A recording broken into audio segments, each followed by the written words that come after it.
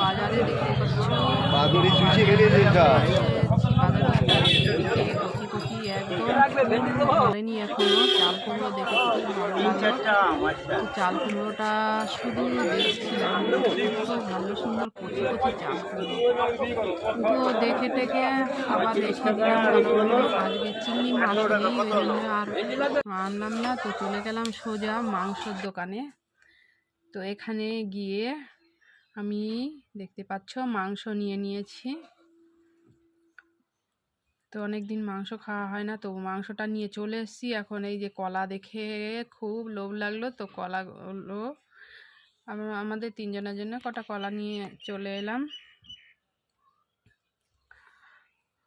দই 1 কিলো নাই, দই নেব বলে, তো 1 কেজি দই নেই বলে আর নিতে পারিনি। চলে এসেছি বাজার থেকে একদম বাড়িতে সোজা। তো বাড়িতে এসে দেখো কি কি সবজি এনেছি। আগে একটু জল খেয়ে নিচ্ছি গাইজ। দেখো এত গরম আর শুধু জল তেষ্টা পায়, মনে হয় শুধু জল খাই শুধু জল খাই। তো আগে গলা শুকিয়ে গেছে, জলটা খেয়ে নিয়ে তো এখন সবজিগুলো আমি বের করে নিচ্ছি।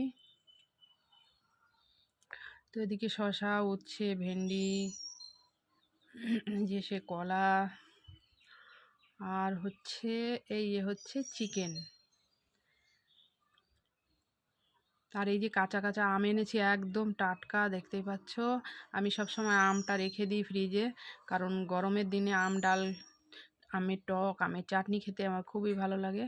তো বাজারটা রেখে চলে এলাম একদম।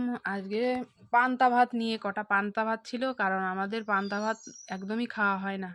তো আজকে কটা পান্তা ভাত আছে, সে কাঁচা লঙ্কা, আর এই দেখতেই পাচ্ছ গোটা পেঁয়াজ নিয়ে নিয়েছি, আর এই যে নিয়ে নিচ্ছি মুড়ি।